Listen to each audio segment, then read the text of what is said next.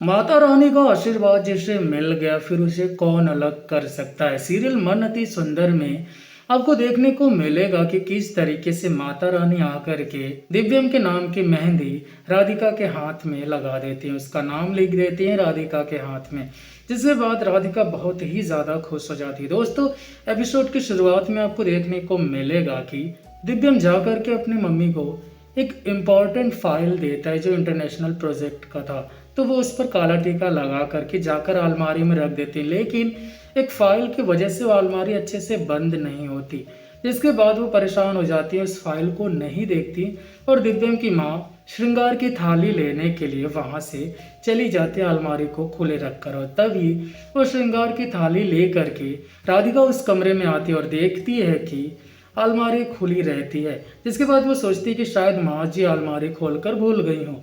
और वो जब जा कर के देखती है तो नीचे एक फाइल रहता है, तो उन्हें समझ नहीं आता कि आखिरकार ये कैसा फाइल है। वो फाइल उठा करके देखती है, तभी उसमें से एक डिवोर्स पेपर निकल के गिर जाता है, जिसके बाद वो देखती है कि उस पर दिव्यम और उसका सिग्नेचर रहता है, लेकिन दिव्यम का सिग्नेचर आधा मिटा हुआ रहता है। फिर उसे कुछ डाउट होता है, वो अपने उंगली से उस पर टच करके देखती है तो वो पूरा पूरा सिग्नेचर मिट जाता है। फिर उसे समझ में आता है कि ये दिव्यम जी से गलत तरीके से साइन लिया गया है, वो भी कार्बन पेपर के थ्रू।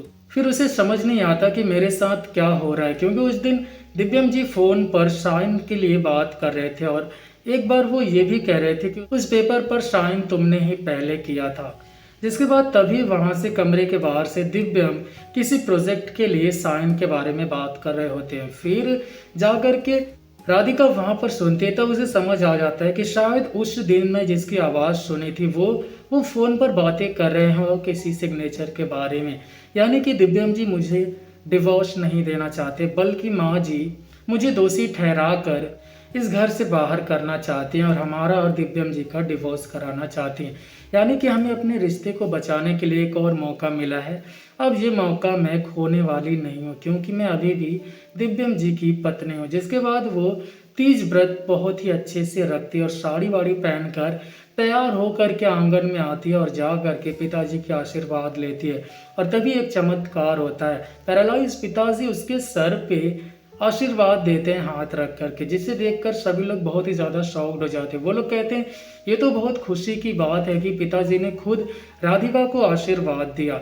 ये देख करके दिव्यम भी काफ़ी ज़्यादा अट्रैक्ट हो जाते हैं राधिका की तरफ। और जैसे ही दिव्यम जाकर राधिका को गले लगाने वाले रहते हैं, तभी बीच में रानी टपक जाती है और वहाँ से फिर तीज की तैयारी के लिए पड़ोसी भी आ जाती हैं, पड़ोस की औरतें भी उस घर में, सभी लोग मेहंदी रचा रहे होते हैं। जिसके बाद मेहंदी की थाली ले करके राधिका भी जाती है, लेकिन उसकी माँ मना कर देती, कहती है कि तुम्हारा यहाँ पर कोई काम नहीं है, तुम चली जाओ, क्योंकि मेहंदी रचेगी वो भी मेरे बहू रानी के हाथ में, वो भी दिव्यम के नाम का। और दिव्यम के नाम का मेहंदी देख करके बहुत ही ज़्यादा इमोशनल हो जाती है राधिका और वो वहाँ से जाने लगती है। तभी वहाँ पर वो दिव्यम से टकरा जाती है और फिर दिव्यम उसे गिरने से बचा लेता है। दिव्यम कहता है संभल के चला करो, जैसे तुमने साइन किया था। जिसके बाद वो कुछ कहना चाहती हैं दिव्यम से, लेकिन तभी दिव्यम वहाँ से चले जाते हैं और वो जा करके भोलेनाथ और पार्वती के मंदिर के पास जैसे ही पहुँचती हैं, तभी वहाँ पर एक छोटी सी बच्ची खड़ी रहती है। वो कहती है कि मैं आपके हाथ पर मेहंदी लगा दूँ। तो वो कहती है कि बेटी आप कौन हो, आप किसी पड़ोसी की बेटी हो।